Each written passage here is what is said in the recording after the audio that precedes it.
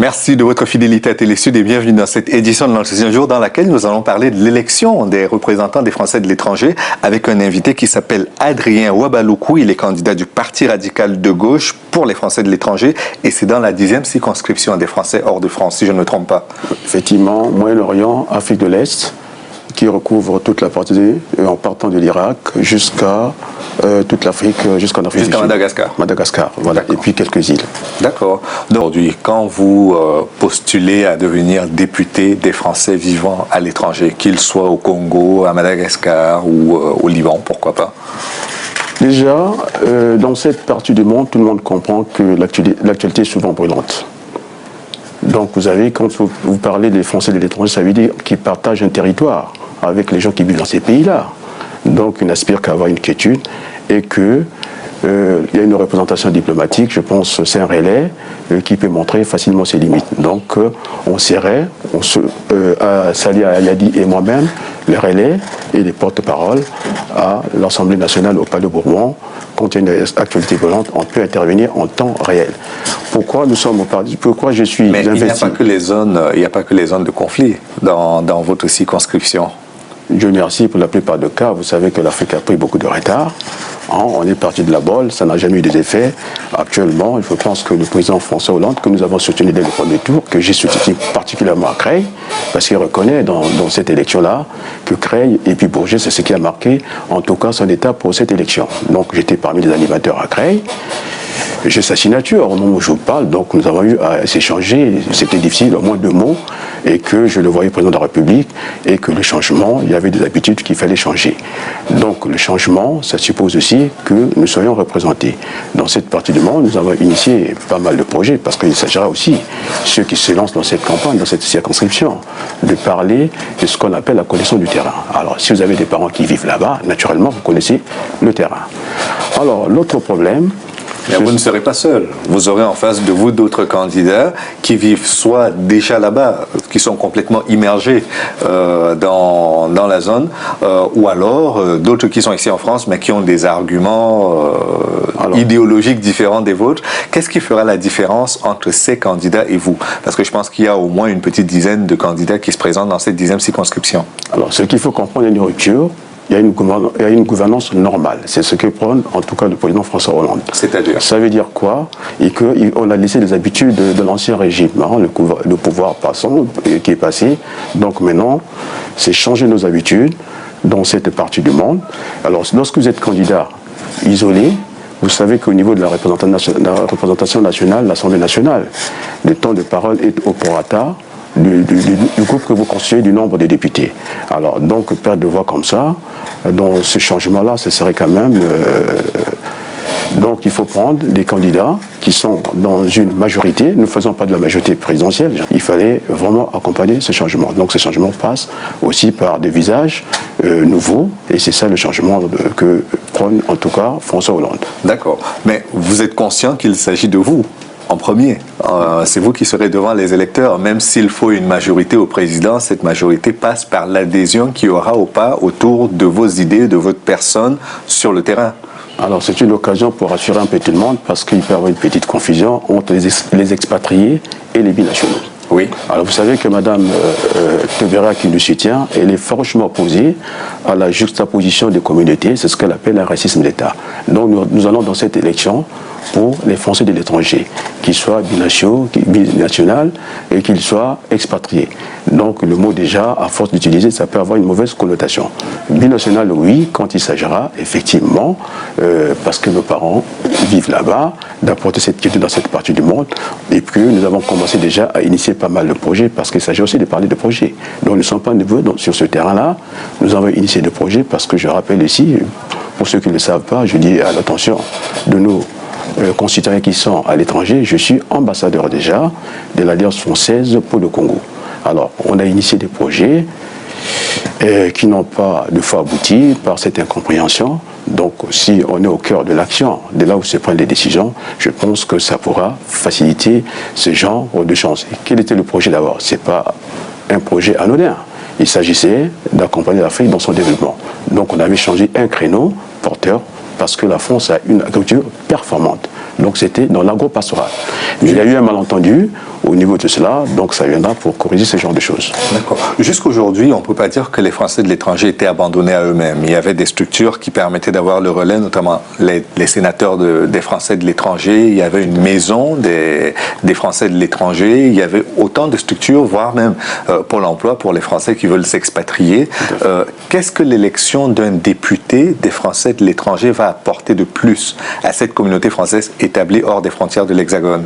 C'est un relais parallèle qui n'a rien à voir avec la diplomatie. La diplomatie fait beaucoup de choses. Vous imaginez un peu dans cette partie du monde, souvent l'actualité est brûlante. Alors je pense que si vous êtes dans un groupe dans la majorité présidentielle, vous avez des facilités de faire entendre votre voix. Et que d'ailleurs, l'inquiétude dans cette partie du monde, j'y tiens beaucoup, parce qu'il faut le dire, que la France n'est pas seule dans cette partie du monde. Donc le binational, c'est lui qui fera cette interface entre la France, entre les intérêts qu'a souligné le ministre des Affaires étrangères, et que aussi, il n'y a pas que les intérêts, il disait encore en substance, et qu'il fallait en tout cas rompre avec les vieilles pratiques. C'est-à-dire avoir une relation décomplexée avec le reste du monde, en particulier avec l'Afrique, pour que, d'ailleurs, je vais encore ajouter un volet économique, on n'en a pas assez parlé, j'ai vu d'autres candidats, il y a aussi le volet économique, vous savez, la croissance. Lorsque vous vendez du pain, vous êtes sûr demain de vendre encore du pain. Alors, une partie de la croissance dépendra de l'Afrique. C'est pourquoi un peu toutes ces puissances se bousculent dans l'Afrique. D'accord. Quand on vous parle des Français de l'étranger et que vous allez solliciter leur suffrage, selon vous, quelles sont les attentes qu'ont ces Français-là de particulier comparés à ceux qui vivent ici, en Hexagone, dans la métropole, comme disent certains? Quelle est la différence d'attente entre ces Français qui sont à l'étranger et ceux qui vivent ici? D'abord, on a un devoir de rassemblement de ces Français-là.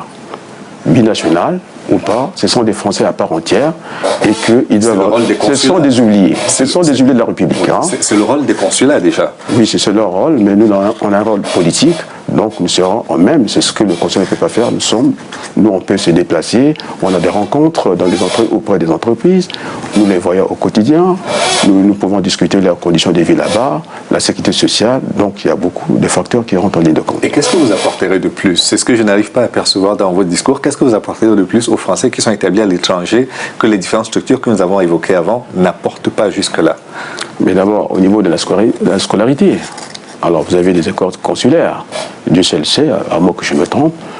Vous avez ces expatriés, on a dit les expatriés, qui sont des Français à part entière, à rassembler avec les binationaux, qui soient dans les mêmes structures, ne fût-ce que les voir dans les fêtes symboliques de la République française, les voir ensemble. Ça, ce serait déjà une avancée pour nous. Bon, ça, c'est un premier objectif à atteindre. Aussi, ces binationaux, on va dire que ce sont... Je ne sais pas quand ça arrive dans ce pays-là, est-ce que c'est la peur? Parce que j'essaie de faire le sondage, qu'ils ne sont pas visibles, même dans le pays, leur pays d'origine. De leurs besoins, qu'est-ce que vous identifiez, vous, en priorité? Eh bien, la scolarité, qui rentre dans les structures françaises, et puis les aider aussi à monter des unités de production sur place, parce que nous avons une expertise. Moi-même, je travaille dans la formation depuis très longtemps, donc ils réclament ce genre de situation économique, pas seulement sociale. Ils ne veulent pas être les assistés au Congo ou partout ailleurs, de simples citoyens français assistés. Donc ils veulent aussi, en tout cas, apporter leur rayonnement. C'est ce que nous avons commencé à faire. J'ai dû laisser un logiciel à l'université du Congo, Mariangouabi. Le logiciel existe au Centre culturel français. Donc, en tout cas, demander à ces filles de la République, qui parfois sont oubliées par je ne sais pas quoi, eh bien, que l'heure du changement a sonné et que leur place est dans la République et que nous partons pour d'ailleurs les rencontrer, les rassurer, que ce soit les expatriés. C'est pourquoi au départ, je ne voulais pas que ça donne une mauvaise connotation, cette affaire de binationalité. Mais si c'est pour le rapprochement et le rayonnement de notre pays, la France, eh bien, j'en suis fier d'être un binational. D'accord. Mais quand on dit binational, ça n'a rien de péjoratif. C'est-à-dire qu'à partir du moment où on détient un passeport français, que l'on en détienne 3, 4 ou un seul de plus, est-ce que cela fait une différence pour vous? Oui, c'est ce que j'ai rappelé, hein, ça peut créer des communautés. Hein, c'est ce qui fait que... Vous craignez le communautarisme même à l'extérieur de... Oui, nous le craignons parce que il faut que les Français n'aient pas, qu'on ne leur colle pas ce genre d'étiquette.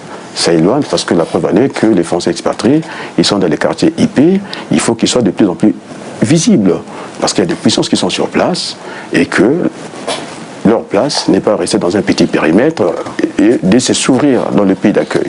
Vous parliez tout à l'heure de la compétition sur place et l'on sait aujourd'hui que parmi les Français qui sont à l'étranger, il y en a qui sont des entrepreneurs.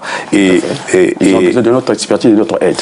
Ils ont besoin de votre expertise, mais ils ont aussi besoin d'être soutenus par la France face à la compétition de rivaux comme les Chinois, comme les Brésiliens et d'autres. Mais qu'est-ce que vous pourrez concrètement leur apporter devant la concurrence de ces pays émergents-là pour protéger leur activité économique? Déjà, c'est de trouver des crédits relais pour ne fût-ce que se battre à armes égales, parce que les puissances qui arrivent là-bas, ce ne sont pas des individus, c'est tout un État qui se déplace, et donc par rapport à ça, ils sont diminués. Il faut qu'on revoie, nous quand on sera à l'Assemblée nationale, eh bien, on ira voir ces questions de plus près, quitte à les mettre de ce qui leur manque de se battre à armes égales, parce que là, il s'agit du rayonnement de la France. Donc la France a encore les moyens de sa politique, bien entendu. Là-dessus, y compris pour faire la concurrence sur le continent africain ou aux autres puissances. Bien entendu, naturellement, parce que ces binationaux sont quoi? Ils connaissent le terrain. Et s'ils n'avaient pas la fierté dans leur nationalité, ils ne seraient pas binationaux. Donc ils ont un rôle à jouer là-bas. Il n'y a pas que les binationaux, aussi les Français qui ont fait ce choix libre d'aller résider dans cette partie-là. Ils ont besoin de quiétude pour qu'on sente que la France a un message. Et déjà, le message était donné depuis l'investiture du président de la République. J'ai dû comprendre, je le répète. Bon, et le ministre des Affaires étrangères a été clair, la France a des intérêts. Ça, c'est normal. Mais il a vraiment dit sans détour. La dernière fois qu'on l'a dit, c'était le général de Gaulle qui l'avait prononcé et ça a donné naissance à la France-Afrique. Bon, en tout cas, on est opposé à la France-Afrique. On a dit qu'il y a une rupture. Je ne sais pas s'il y a un ministère qui concerne la coopération, je ne pense pas. Le développement. Voilà, le développement, si vous pouvez traduire par ça. Mais je pense qu'on a créé un ministère qui concerne les Français de l'étranger. Là, ce que je voulais ajouter aussi... Nous avons débordé le temps, mais vous avez 10 secondes pour le faire. Bon, ce que je veux dire, il y a des gens qui sont rentrés dans cette circonscription, qui ont voté quand même des lois très graves sur l'immigration. Je pense que ça pourra heurter les sensibilités des gens qui ont appris à vivre ensemble. Donc ça, c'est très grave. J'avais un message à lire, un tout petit message de la culture, parce que la culture, c'est ce qui rassemble les gens. La culture, si vous me permettez... Alors, on a malheureusement débordé, mais... Donc, pour rester. Alors, je vais le lire rapidement. La culture, c'est ce qui cimente une société, c'est ce qui permet aux hommes de vivre ensemble. Et cela se traduit par des valeurs et des manières de se comporter et de réfléchir. La culture s'est traduite dans une société au fil de l'histoire et dans des contacts avec les autres cultures. Elle n'est pas figée, même si les changements sont souvent relativement longs. On peut donc penser que la mondialisation et puis etc. Merci. Merci beaucoup, M. Adrien Ouavaloukou. Je rappelle que vous êtes du Parti radical de gauche et que vous êtes candidat pour les législatives dans la 10e circonscription des Français établis à l'étranger. Merci d'être venu. Merci. Au contraire, je remercie la chaîne Télé-Sud qui nous accompagne dans cette investiture et puis dans cette législature difficile. Mais je pense que en regardant de plus près, en tout cas le corps électoral, je pense que bon, allez, je dis rien. Merci beaucoup. Merci à vous d'avoir suivi l'émission jusqu'à son terme. Rendez-vous demain pour une autre édition de l'Action du jour. À bientôt.